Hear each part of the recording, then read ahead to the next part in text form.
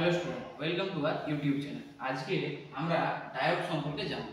তো এই ভিডিওতে আমরা কি কি জানবো দেখো না, ডায়োড কি, ডায়োডের সিম্বল কি রকম, ডায়োডকে আমরা কিভাবে ব্যবহার করতে পারি, ডায়োডের type, forward bias, reverse bias, diode কিভাবে টেস্ট করতে পারবো, এই সমস্ত জিনিসগুলো আমরা এই ভিডিওতে আজকে জানবো। তো প্রথমে আমরা জেনে নিচ্ছি যে ডায়োড কি। না, diode is a semiconductor device that allow current to flow in one direction from the anode to cathode। আমাদের ডায়োড হচ্ছে যে একটা সেমিকন্ডাক্টর ডিভাইস। এর দুটো টার্মিনাল থাকে, একটা হচ্ছে অ্যানোড, একটা হচ্ছে ক্যাথোড। দেখো এখানে সিম্বল অফ ডায়োডে আমি দেখিয়ে দিয়েছি যে ডায়োডের কোন দিকটা অ্যানোড হয়, কোন দিকটা ক্যাথোড হয়। যে দিকটা অ্যানোড হয় সেদিকে দেখো পি লেখা আছে, যেদিকে ক্যাথোড লেখা আছে সেদিকে দেখো এন লেখা আছে। এখান থেকে আমরা বুঝতে পারছি যে এটা একটা পি টাইপ আর এন টাইপ সেমিকন্ডাক্টর ম্যাটেরিয়াল দিয়ে তৈরি একটা ইলেকট্রনিক্স ডিভাইস। এই ক্যাথোড আর অ্যানোডে, আমাদের ক্যাথোডে দেখো এন আছে, মানে এখানে হোল বেশি আছে আর ইলেকট্রন কম আছে। আর অ্যানোডে আমাদের পি লেখা আছে, মানে এখানে আমাদের হোল বেশি আছে আর ইলেকট্রন কম আছে। নরমালি আমরা ডায়োডকে এইরকম দেখো ছবি এঁকেছি, এইরকম ভাবে দেখতে পাই। এর এখানে একটা সোনালী কালারের দাগ থাকে, এই দাগটার দিকটা হচ্ছে যে ক্যাথোড, আর এই দাগে সোনালী কালারের দাগের বিপরীত দিকটা হচ্ছে যে অ্যানোড। এ কি করে না, এই কারেন্টটাকে এক মুখে পাস করে আর আরেক মুখে যেতে বাধা দেয়। মানে এখানে একটা গেটের মতন আছে, যে গেটটা একবার অ্যানোড থেকে ক্যাথোডে চলে গেল কারেন্টটা, যে যখন ক্যাথোড থেকে অ্যানোডের দিকে যদি আসতে যায় তখন কিন্তু এই গেটটা বন্ধ হয়ে যাবে। এবার আমরা দেখে নিচ্ছি যে ডায়োডের ইউজ কিভাবে আমরা ইউজ করতে পারি। দেখো ডায়োডকে আমরা রেকটিফিকেশন হিসেবে ব্যবহার করতে পারি। রেকটিফিকেশন মানে ধরো আমাকে এসি থেকে ডিসি তে কনভার্ট করতে হবে, এসি কারেন্টকে ডিসি কারেন্ট, এসি পাওয়ারকে ডিসি পাওয়ারে কনভার্ট করতে হবে, তখন কিন্তু আমি এই ডায়োড ছাড়া এই জিনিসটা করতে পারবো না। দ্বিতীয় হচ্ছে যে সার্কিট প্রোটেকশন হিসেবে কোনো একটা সার্কিটে ডায়োড যেহেতু কারেন্টটাকে একমুখী প্রবাহ করছে, বিপরীত মুখে আসতে দিচ্ছে না, সেজন্য এটাকে সার্কিট প্রোটেক্টর হিসেবেও আমরা ব্যবহার করতে পারি। ওয়েভ ডিটেকশন হিসেবে কোনো রেডিও সিগন্যালকে আমরা যদি ডিটেক্ট করতে চাই তাহলে আমরা ডায়োডকে ব্যবহার করতে পারি। লাইট প্রোডাকশন হিসেবে আমরা ডায়োডকে ব্যবহার করতে পারি। এখানে দেখো আমি ডায়োডের টাইপ, কত রকমের ডায়োড হয় তাদের টাইপ আর তাদের সিম্বল এঁকে রেখেছি। জেনার ডায়োড হয়, ফটো ডায়োড হয়, লাইট ইমিটিং ডায়োড হয়, লেজার ডায়োড হয়, সোলার সেল ডায়োড হয়, স্কটকি ডায়োড হয়। দেখো ফটো ডায়োড আর লাইট ইমিটিং ডায়োড দেখতে অনেকটা একই, খালি তীর চিহ্নগুলো দেখো অপোজিট দিকে আছে। যদি তীর চিহ্নগুলো ভিতর দিকে আসে তখন সেটা হবে ফটো ডায়োড, আর তীর চিহ্নগুলো যদি বাইরে বেরিয়ে যায় তখন সেটা হবে light emitting diode. Working of diode দেখে নিচ্ছি। ডায়োড দুই রকম ভাবে কাজ করতে পারে, একটা হচ্ছে ফরওয়ার্ড বায়াসে, একটা হচ্ছে রিভার্স বায়াসে। ফরওয়ার্ড বায়াসে দেখো আমি এখানে ছবি একদম দেখিয়ে দিয়েছি, এই জিনিসটা হচ্ছে ফরওয়ার্ড বায়াস। ব্যাটারির সাথে, ব্যাটারির পজিটিভের সাথে যদি ডায়োডের পজিটিভ প্রান্ত আর ব্যাটারির নেগেটিভের সাথে যদি ডায়োডের নেগেটিভ প্রান্ত আমরা যোগ করি, তাহলে যে বায়াসিংটা সৃষ্টি হয় সেটাকে কি বলে, ফরওয়ার্ড বায়াস বলে। ফরওয়ার্ড বায়াসে আমাদের দুটো জিনিস জানতে হবে, যে ফরওয়ার্ড বায়াসটা কাজ করে কিভাবে। না, আমরা যখন পিএন জাংশন পড়েছিলাম তখন আমরা ডিফ্লেকশন লেয়ার এই জিনিসগুলো জেনেছিলাম। তো আমাদের পি আর এন টাইপ যখন সেমিকন্ডাক্টর কাছাকাছি এসে একটা জাংশন তৈরি করে, তখন তাদের মাঝে আমার একটা এরকম ডিফ্লেকশন লেয়ার তৈরি হয়। তো দেখো ব্যাটারি একটা পি টাইপ আর এন টাইপ, এটা হচ্ছে যে আমার একটা ডায়োড। এই ডায়োডটা আমি ব্যাটারির পজিটিভের সাথে ডায়োডের পজিটিভটা আর ব্যাটারির নেগেটিভের সাথে ডায়োডের নেগেটিভটা যোগ করে দিয়েছি।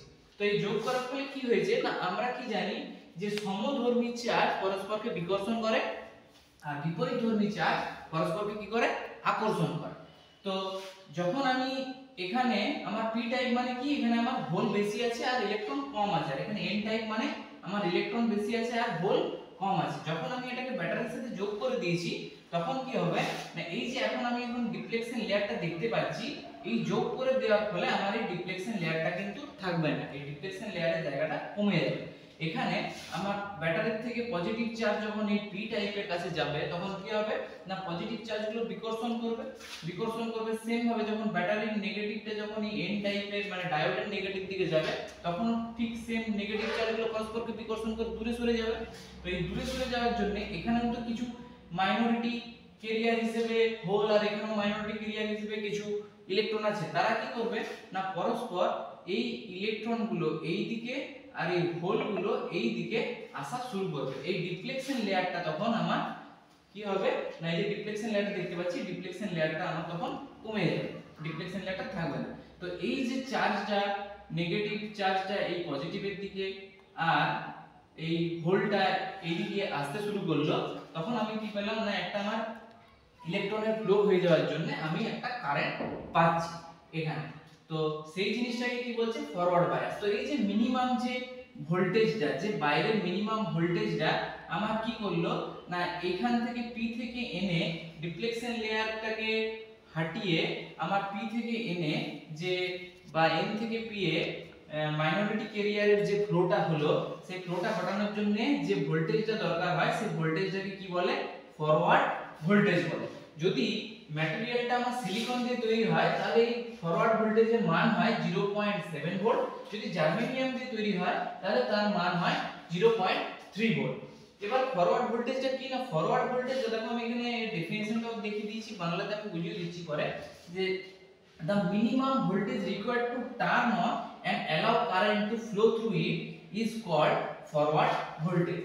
ফরওয়ার্ড ভোল্টেজ বলছে যে যে মিনিমাম ভোল্টেজটা দরকার হয় এই ডায়োডটাকে অ্যাক্টিভ করার জন্য বা টার্ন অন করার জন্য, দিয়ে যাতে কি হয় কারেন্টটা ফ্লো করতে পারে, সেই জিনিসটাকে, সেই ভোল্টেজটাকে কি বলছে, ফরওয়ার্ড ভোল্টেজ। যদি আমি ফরওয়ার্ড বায়াসটাকে ভিআই গ্রাফের মধ্যে দিয়ে বুঝতে চাই তাহলে কি রকম হবে দেখো না, উপরের দিকটা আমার যেটা এই বরাবর আমার আই ডিনোট করেছি আর এই এক্সিস বরাবর আমি ভি কে ডিনোট করেছি।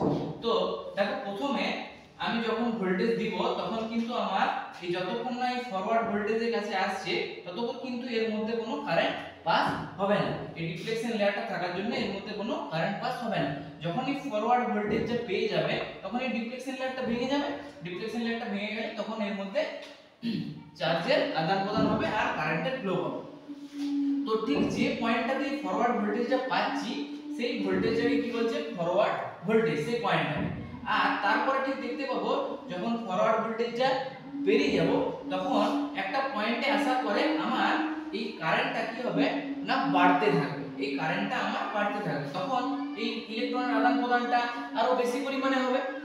আদান প্রদানটা বেশি পরিমাণে হচ্ছে যেহেতু আমার কি হচ্ছে, ডিফ্লেকশন লেয়ারটা ভেঙে গেছে, তাহলে সেই ভোল্টেজটাকে বা সেই পয়েন্টটাকে, যে পয়েন্টটার পরে বা যে ভোল্টেজটার পরে কারেন্টটা আমার বেড়ে যায় সেই ভোল্টেজটাকে আমার কি বলে, নি ভোল্টেজ বলে। আমরা ডায়োডের রিভার্স বায়াস সম্পর্কে জেনে নিচ্ছি। রিভার্স বায়াসে কি হয় না, ডায়োডের মধ্যে কারেন্টটা পাস হয় না, বাধা। কিভাবে হয় না, দেখো আমরা ফরওয়ার্ড বায়াসে যা করেছিলাম রিভার্স বায়াসে তার উল্টো হলো। ব্যাটারির পজিটিভের সাথে ডায়োডের নেগেটিভটা আর ব্যাটারির নেগেটিভের সাথে ডায়োডের পজিটিভ প্রান্তটা যোগ করে দেব। এর ফলে কি হবে না, কারেন্টটা আমার ডায়োডের মধ্য দিয়ে পাস হবে না। সেটা দেখো আমরা এই পিএন জাংশন ডায়োডের থেকে আরেকটু ভালো করে বুঝে নিচ্ছি, যে পি টাইপে আমার কি থাকে, পজিটিভ চার্জ বেশি থাকে, এন টাইপে আমার নেগেটিভ চার্জ বেশি থাকে, মানে ইলেকট্রন বেশি থাকে, মাইনরিটি ক্যারিয়ার হিসেবে সামান্য পরিমাণে হোল থাকে। সেম একই ভাবে পি টাইপের মাইনরিটি ক্যারিয়ার হিসেবে সামান্য পরিমাণে ইলেকট্রন থাকে। যখন আমি বাইরে থেকে একটা ভোল্টেজ অ্যাপ্লাই করছি যার নেগেটিভটা ডায়োডের পজিটিভের সাথে যুক্ত থাকছে আর পজিটিভটা ডায়োডের নেগেটিভের সাথে যুক্ত থাকছে, তখন কি ঘটছে না, আমরা জানি যে বিপরীতধর্মী আধান পরস্পরকে আকর্ষণ করে আর সমধর্মী আধান পরস্পরকে বিকর্ষণ করে। তো যেহেতু এখানে নেগেটিভ আছে, এখানে যেহেতু পি এর পজিটিভ আধান আছে, এরা পরস্পর কি হলো না, পি এর পজিটিভ আধান এইদিকে ব্যাটারির যে ভোল্টেজ নেগেটিভ আছে এর দিকে আকর্ষিত হতে থাকবে। একইভাবে ব্যাটারির পজিটিভ আধান ডায়োডের যে নেগেটিভ আধানগুলো আছে সেগুলোকে নিজের দিকে আকর্ষিত করতে থাকে। এর ফলে মাঝে আমার যে ডিফ্লেকশন লেয়ারটা, সেই ডিফ্লেকশন লেয়ারটা কি হলো, অনেকটা বেশি পরিমাণে বেড়ে গেল। ফরওয়ার্ড বায়াসে কিন্তু আমার ডিফ্লেকশন লেয়ারটা ভেঙে গিয়েছিল, যার জন্য আমার কিন্তু কারেন্টের ফ্লোটা আমরা পেয়েছিলাম। তো এখানে ডিফ্লেকশন লেয়ারটা বেড়ে যাওয়ার জন্য আমি কিন্তু কোনো কারেন্ট পাবো না, যেটা আমার কারেন্টটাকে ব্লক করা হয়ে যাচ্ছে, তার জন্য রিভার্স বায়াসে আমরা কিন্তু কোনো কারেন্ট পাই না। তো এখানে একটা কারেন্ট পাই না বললে ভুল হবে, একটা খুব সামান্য কম পরিমাণে নগণ্য কারেন্ট পাই, যেটাকে বলে লিকেজ কারেন্ট। এই লিকেজ কারেন্টটা কি জন্য পায় না, আমার মাইনরিটি ক্যারিয়ারের জন্য। এন টাইপের কিছু মাইনরিটি ক্যারিয়ার আছে আর পি টাইপের কিছু মাইনরিটি ক্যারিয়ার আছে। এই মাইনরিটি ক্যারিয়ারগুলোর জন্য আমি একটা সামান্য পরিমাণে লিকেজ কারেন্ট পাই। এবার বাইরে এই রিভার্স বায়াসের বাইরে যে ভোল্টেজটা আছে এই ভোল্টেজটা যদি আমি আস্তে আস্তে বাড়াতে থাকি তাহলে একটা টাইম পরে আমার এই রিভার্স বায়াসের মধ্যেও আমি কিন্তু কারেন্টের ফ্লো করাতে পারি। যে ভোল্টেজটাতে এলে পরে এই রিভার্স বায়াসের মধ্যে কারেন্টের ফ্লো হবে সেই ভোল্টেজটাকে কি বলছে রিভার্স ব্রেকডাউন ভোল্টেজ বলছে। এই রিভার্স ব্রেকডাউন ভোল্টেজে হয়ে গেলে আমি কি হতে পারে না আমার এই ডায়োডটা নষ্ট হয়ে যেতে পারে।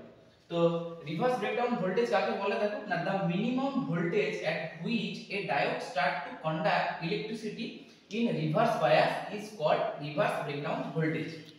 তো যে মিনিমাম ভোল্টেজে পৌঁছলে কি হচ্ছে না আমার এই রিভার্স বায়াসে যে কারেন্টটা ব্লক করছিল সেই কারেন্টটা ব্লক করার বদলে কি হবে না ডিফ্লেকশন লেয়ারটা ভেঙে গিয়ে আবার কারেন্টটা ফ্লো করা শুরু করে দেবে। সেই ভোল্টেজটাকে সেই মিনিমাম ভোল্টেজটাকে কি বলছে রিভার্স ব্রেকডাউন ভোল্টেজ। যদি আমি ভিআই ক্যারেক্টারিস্টিক গ্রাফের মাধ্যমে যদি রিভার্স বায়াসটাকে বুঝতে চাই তাহলে দেখো এখানে গ্রাফটা এঁকে দিয়েছি। এখানে যেহেতু আমার কারেন্টের ডাইরেকশনটা উল্টো দিকে আছে তাই আমি এখানে নেগেটিভ কারেন্ট নেগেটিভ ভোল্টেজ পাবো। তাহলে দেখো আমি প্রতিটা ভোল্টেজের জন্য একটা করে কারেন্ট পাচ্ছি, দিয়ে সেই প্লট করলে আমি এরকম একটা কার্ভ পাবো, ভিআই কার্ভ পাবো, যেটা আমার কি হবে না মাইনাসের দিকে হবে, মাইনাস বি আর মাইনাস আই এর দিকে। এখানে একটা পয়েন্ট আসবে যে পয়েন্টে আসার পরে কারেন্টটা আমার খুব বেশি পরিমাণে বাড়তে থাকবে। একটা পয়েন্টের পরে কারেন্টটা হিউজ পরিমাণে বেড়ে যাবে হঠাৎ করে। সেই পয়েন্টটাকে কি বলছে রিভার্স ব্রেকডাউন ভোল্টেজ। এই রিভার্স ব্রেকডাউন ভোল্টেজে এলে পরে এই রিভার্স বায়াসটা আমার কি করবে না কারেন্ট ফ্লো করানো শুরু করে দেবে। আমাদের যে ডায়োড সম্পর্কিত যে ভিডিওটা ছিল সেটা এখানে শেষ করছি। তোমাদের যদি কোথাও বুঝতে অসুবিধা থাকে বা কোনো ডাউট থাকে তাহলে তোমরা কমেন্ট করে অবশ্যই জানাবে।